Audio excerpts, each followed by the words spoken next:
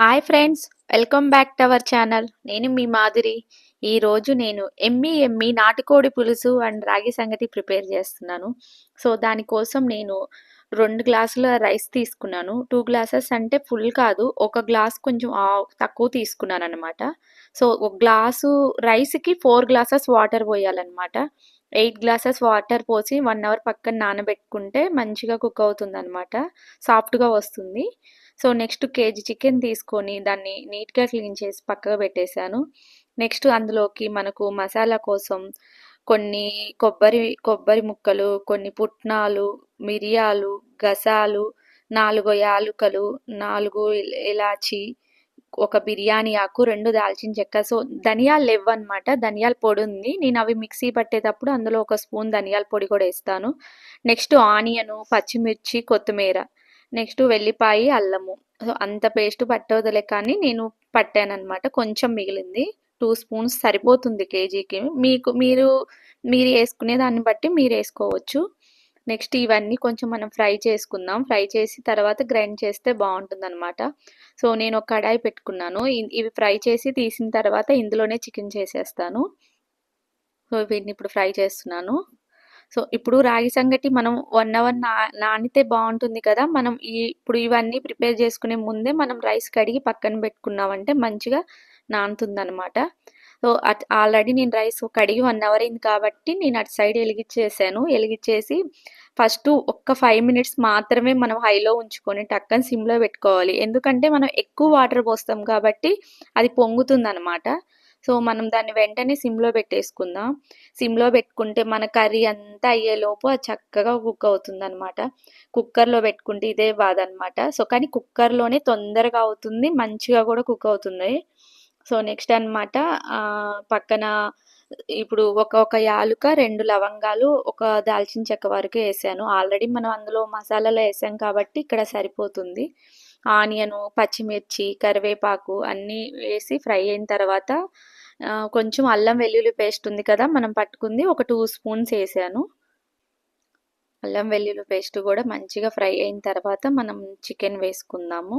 పసుపు, కారం, ఉప్పు ఇవన్నీ వేసుకుందాం. ఇందులోనే వేసేసుకుందాం. నేను ముక్కలకేం పట్టిలేదనమాట. ఇందులోనే వేసి కొంచెం వేయించిన తర్వాత అప్పుడు చికెన్ వేస్తాను. చూసారు కదా అల్లం వెల్లుల్లి పేస్ట్ మంచిగా ఫ్రై అయిపోయింది. నెక్స్ట్ ఒక స్పూన్ పసుపు వేసాను. సో నెక్స్ట్ కారం, ఒక 2 స్పూన్ల సాల్ట్. మనం తినేదాన్ని బట్టి కారం, ఉప్పు వేసుకుంటూ, కొంతమంది ఎక్కువ తింటారు, కొంతమంది తక్కువ తింటారు కాబట్టి దాన్ని బట్టి ఉప్పు, కారం మనం వేసుకోవచ్చు. సో మన చికెన్ ఉంది కదా, మనం పక్కన పెట్టుకున్న చికెన్ కూడా వేసేద్దాం. చికెన్ కూడా వేసి మంచిగా ఫ్రై అయిన తర్వాత ఇప్పుడు మనం ఉప్పు ఇవన్నీ వేసాం కదా, ఇందులో వాటర్ అంతా వచ్చేంత వరకు వేయించిన తర్వాతే మనం వాటర్ పోసుకుంటే బాగుంటుందన్నమాట. సో ఎంతైనా నాటుకోడి 45 మినిట్స్ టు 1 అవర్ ఖచ్చితంగా టైం పడుతుంది. సో ఇది కొంచెం లేతగా ఉందని చెప్పేసి నేను దీంట్లో కడాయిలు వేసాను. లేదు అంటే మనం కుక్కర్లో పెట్టుకుంటేనే బెస్ట్. కుక్కర్లో అయితే మంచిగా కుక్ అవుతుంది కదా. సో ఇది చూడడానికి కొంచెం మీకు అర్థమవుతుండాలి, లేతగే ఉంది.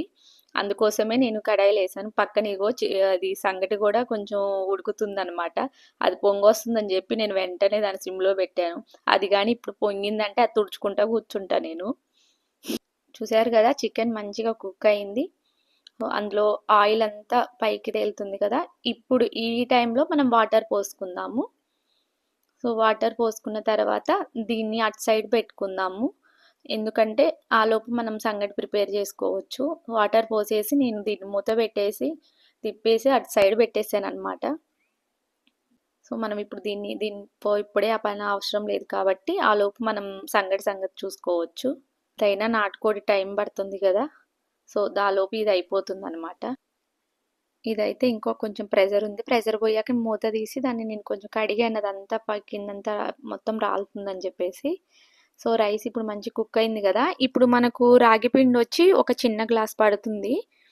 సో మనము ఎక్కువ రైస్ తీసుకుంటే మాత్రం కొంచెం 2 గ్లాసెస్ దాకా పడుతుంది. నేను తక్కువే తీసుకున్నా కాబట్టి ఇప్పుడు 1 గ్లాస్ సరిపోతుంది అనమాట. కావాలి అనుకుంటే ఒక కొంచెం చిటికెడు సాల్ట్ కూడా వేసుకోవచ్చు. నేను వేయలేదు, మీకు కావాలంటే వేసుకోవచ్చు. నేను పోసిన వాటర్ కరెక్ట్గా సరిపోయింది.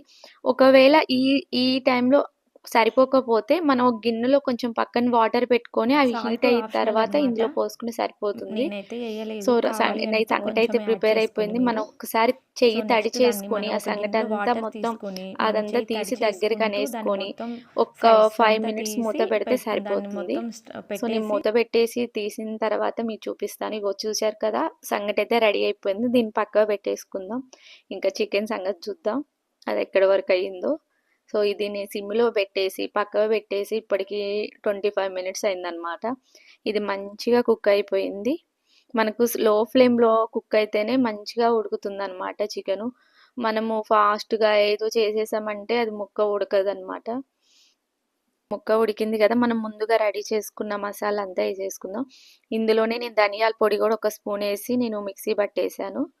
సో, మొత్తం ఇదంతా ఏసుకొని ఒక్కసారి కలిపి మళ్ళీ ఒక 5, 10 మినిట్స్ మూత పెట్టుకున్నామంటే మంచిగా మసాలా అంతా ముక్కలకు పట్టి ఇంకా మొత్తం కుక్ అయిపోతుందనమాట. కాబట్టి ఒక 10 మినిట్స్ పెట్టుకున్నామంటే ఇంకా బావుంటుంది. చూసారు కదా! గ్రేవీ కూడా ఎలా ఉందో చిక్కగొచ్చిందనమాట. సో, మీకు ఇంకా కొంచెం గ్రేవీ కావాలనంటే అప్పుడే వాటర్ ఎక్కువేసుకుంటే సరిపోద్ది. ఇప్పుడు వచ్చిన గ్రేవీ మనకు సరిపోతుందండి. మామూలుగా రైస్‌లోకి కూడా సరిపోతుంది. సంగటిలో కూడా సరిపోతుంది. సో, ఫైనల్‌గా నేను కొత్తిమీరేసేసాను. యమ్మీ చికెన్ అయితే రెడీ అయిపోయిందండి. సో, మీకు గూడా నచ్చితే ఒక్కసారి రాగి సంగటి నాటుకోడి పులుసుతో ట్రై చేయండి. సో, మీకు గాని నచ్చితే లైక్ చేయండి, షేర్ చేయండి, సబ్స్క్రైబ్ చేయండి. బాయ్.